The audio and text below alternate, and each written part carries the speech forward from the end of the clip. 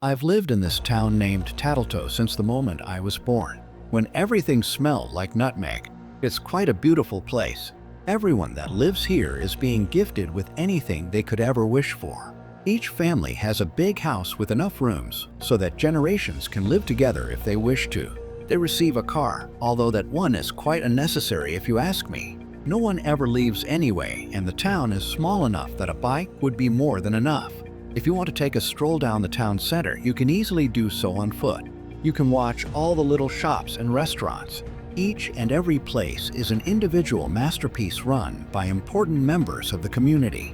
There's a flower shop growing the most peculiar plants with the brightest colors. There's a store making boots that will make you want to start dancing and never stop. There's a jewelry store with diamonds you have never seen before. However, the most important place, the one that makes our town what it is MRS, Holly's Wonderful Bakery. Mrs. Holly is an old woman with rosy cheeks and purple dresses. She likes to sing as she bakes the most delicious pastries, bread, and biscuits. Stepping foot into that wonderful bakery will never want to make you leave again.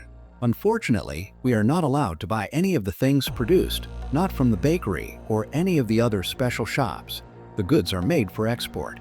There's something particularly interesting taking place in the peculiar place we call Tattletale. You see, every time a child is brought to life in our small little hospital, the town smells of nutmeg. When someone dies, it smells of cinnamon. That's because as soon as the news reaches the lovely MRS, Holly, she will start baking a batch of pastry, making sure everyone in town can smell that we gained or lost a member.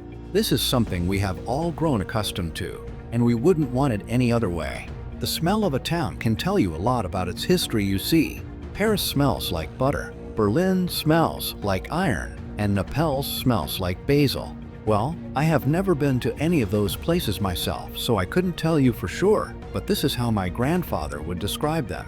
He liked explaining the world with his nose. My grandfather was the most remarkable person I knew, and one of the very few people who were allowed to leave the town from time to time. He was an exporter. I still remember the day he was taken away. The cinnamon never smelled sweeter. Tattletale is a special place. The people who have the honor of living here are never short of anything they could wish for. But of course, this life of ease and peace comes with a price. If you live here, you need to stick to our rules.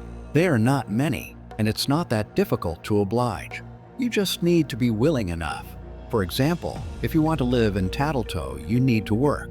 When a child reaches a certain age, it is assigned to a new job. As I said, we have many special shops. I know, it sounds a little strange.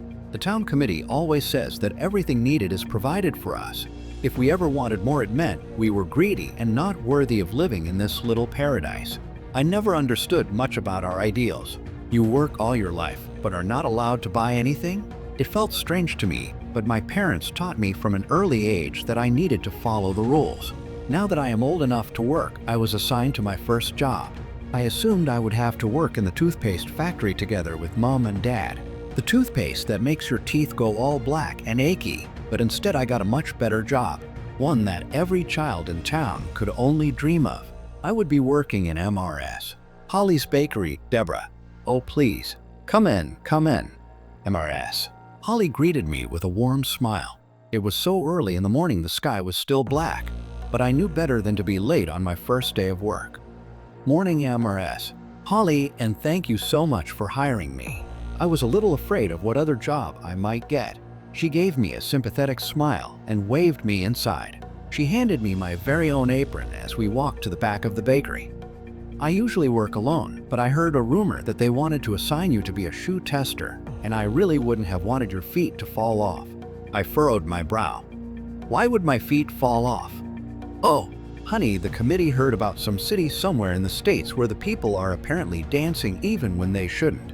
Now they want to punish them, so produce increased. They need testers to see if the new shoes work accordingly. Right, I mumbled. All the products were created so someone somewhere could be punished.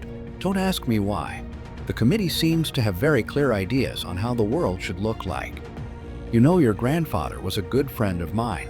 I always had a sweet spot for you, my dear. Your parents were smart only to have one child. Some people here, She stopped talking and smiled at me as if she had almost said something she shouldn't. Anyway, I was just starting to make a batch of snickerdoodles. Why don't you help me with that? Who died? I blurted out. You know the Droddles, right? Well, their oldest son fell in love with Jenny Jenkins. Apparently, he tried getting her a ring. Poor fool. He knew what would happen if they found out. The longer I worked at MRS, Holly's Bakery, the more I started understanding what was actually taking place in our town. The factories and shops were creating something awful. Everyone that was old enough knew about it, but they chose to ignore it. Even if they all had different reasons, life here was really perfect. You never had to fear for anything as long as you worked and didn't take any of the products from the forbidden shops. There were enough stores giving out legal things for free. The house, the car, the food, the drinks, the entertainment, and everything else you could imagine. Anything that was given to the people for free was a way to make them live happily and not start asking questions. As there was another rule: never ask questions. What did my grandpa do? I know I wasn't allowed to ask. Mrs. Holly could hit me, hurt me, make them burn me, but somehow I couldn't keep myself from blurting out those words. I kept asking myself this question each time I smelled cinnamon. Besides MRS, Holly and I had grown closer. I felt like I could trust her. When I said those words, her eyes opened wide with terror. Child, are you insane? Don't you know that? I'm not supposed to ask questions. I know. But you know, the other day they took Timmy, my neighbor.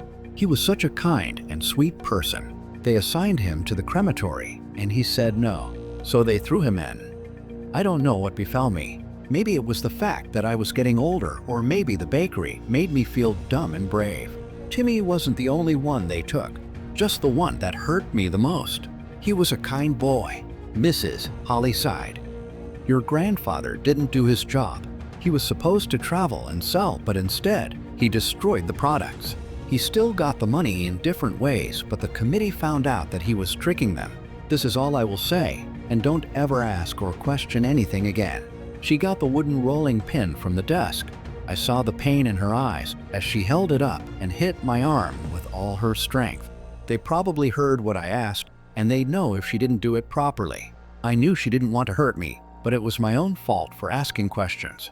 The broken hand was worth the information she gave me. Besides, my punishment could have been much worse. I thought I understood tattletale, but simple answers can never answer complicated questions. I understand that now. For a long time, I thought it was the smell. The nutmeg would make you happy. The cinnamon would teach you to fear. Except I spent every day in the bakery surrounded by the smells, and only now I'm starting to become skeptical. I'm starting to doubt and to understand. And nutmeg doesn't make anyone happy. Too much of it can even become poisonous. There was a time where I was afraid of MRS, Holly, and the smell of cinnamon. To me, it meant death. Now I understand that MRS, Holly isn't trying to scare everyone by alarming them with the smell. She is trying to cover up the smell of burning corpses. I don't even want to imagine how many snickerdoodles she had to bake after they burned all her children and husband when they tried to leave the town.